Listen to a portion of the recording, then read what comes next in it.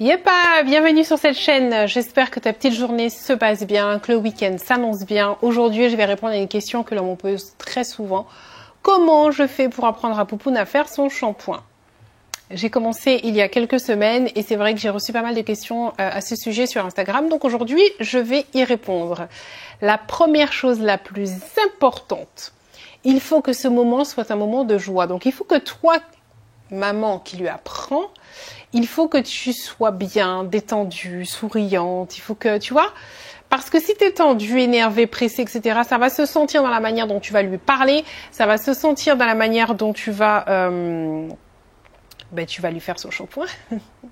Tu seras en mode reste tranquille, arrête de bouger, mets ta tête par là, penche ta tête, dépêchez ou machin, tu vois. Non, c'est pas la peine, tu vas stresser l'enfant inutilement. Il faut vraiment que tu sois bien pour qu'elle aussi soit bien. Ok? Ensuite, si ton enfant, tu sais qu'elle n'est pas habituée, qu'elle va ouvrir les yeux, etc., sous l'eau, enfin, quand tu vas faire son shampoing, prends-lui des produits qui ne piquent pas les yeux. Ce n'est pas mon cas, ce n'est pas ce que j'utilise pour Poupoune, parce que ça fait bien longtemps qu'elle ferme les yeux, je n'ai aucun problème avec elle pour ça.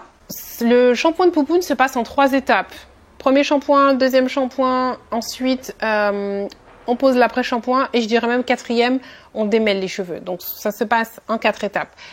Il faut savoir que ces 4 étapes-là, ça fait longtemps que je les fais, depuis qu'elle est tout bébé, donc elle a déjà bien compris comment ça se passe. Elle sait très bien qu'il y a 2 shampoings, un après-shampoing, on démêle, on rince, tout le temps. Donc une fois qu'elle a bien compris ça, elle connaît par cœur les étapes, il n'y a pas de souci.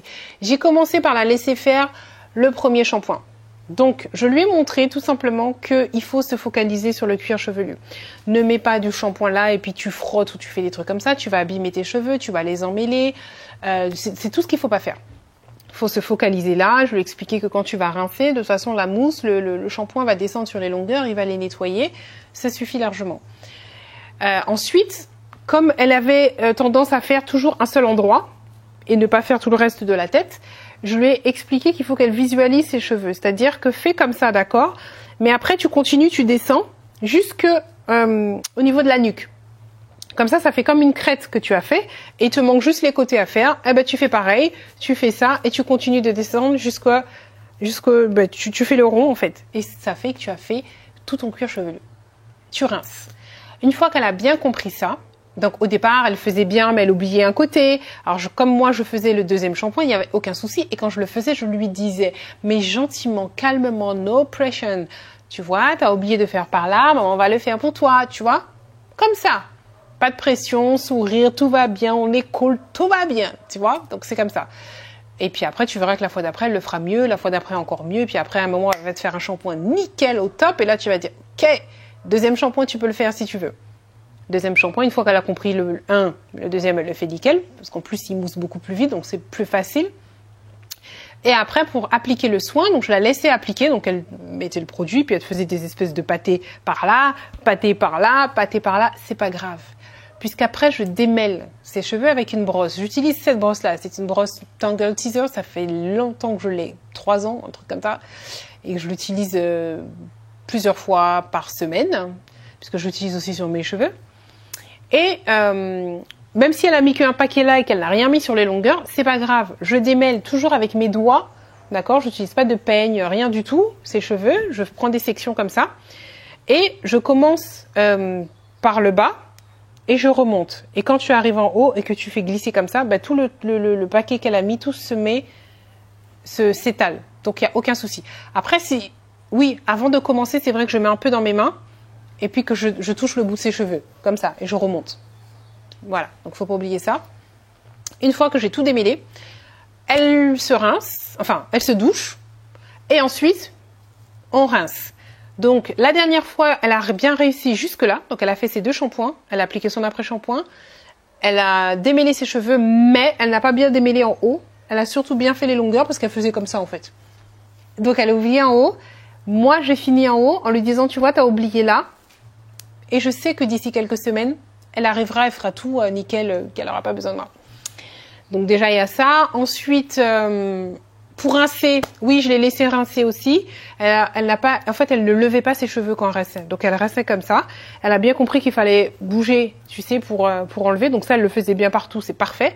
Mais elle a oublié de lever. Donc, ça veut dire qu'elle avait encore du shampoing, du soin de l'après-shampoing au niveau des oreilles et sur la nuque. Mais ça, c'était vite fait. Je lui ai montré qu'à la fin, il faut lever et puis faire. Elle a bien appliqué. Donc voilà. Et après, pour coiffer, ça c'est moi. Elle a 6 ans, ma fille, hein, j'ai oublié de préciser. Donc sinon, depuis 2 semaines, 3 semaines à peu près, j'ai pas la notion du temps. On utilise un shampoing solide de la marque de Yves Rocher. En fait, il est en promo. Enfin, il était en promo. Je l'avais acheté à 6 €. Et je veux vraiment rester sur ça parce que je veux que mes enfants, les 3, n'utilisent que des shampoings solides. Je veux que pour eux, ce soit normal d'utiliser un shampoing solide pour que plus tard, lorsqu'ils vont faire leurs courses, qu'ils prennent automatiquement un shampoing solide et qu'ils mettent dans leur caddie. Que limite, si quelqu'un prend un shampoing liquide, qu'elles ne comprennent pas. Mais pourquoi tu prends ça? Tu auras un déchet. Enfin, parce qu'elles auront toujours été habituées au shampoing solide. Donc nous, c'est ce qu'on utilise, un shampoing solide. Celui-ci, il est top. Vraiment, je te le recommande. Il est bien hydratant, il mousse bien. Franchement, rien à dire.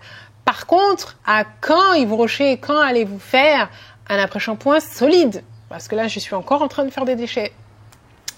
Donc, j'utilise l'après-shampoing de la même gamme,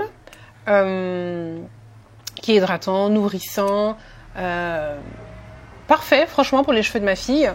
Donc, tout se passe bien. Et ensuite, je la coiffe. Pour l'instant, elle ne sait pas se coiffer. C'est normal, elle a 6 ans. Enfin, c'est normal. C'est surtout normal parce que je ne lui ai jamais montré. Donc voilà, elle sait faire des vanilles seulement.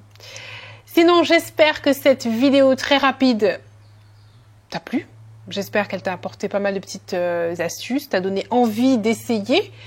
Et par contre, il faut bien comprendre que c'est pas en une fois que l'enfant va réussir. Enfin, en tout cas, la mienne, ça n'a pas été en une fois. D'accord, ça prend du temps. Il n'y a pas de souci, on a tout notre temps. D'accord? Mais surtout, n'oubliez pas, vous, les mamans, on reste zen, calme, et ça va bien se passer. Ok? C'est tout pour moi.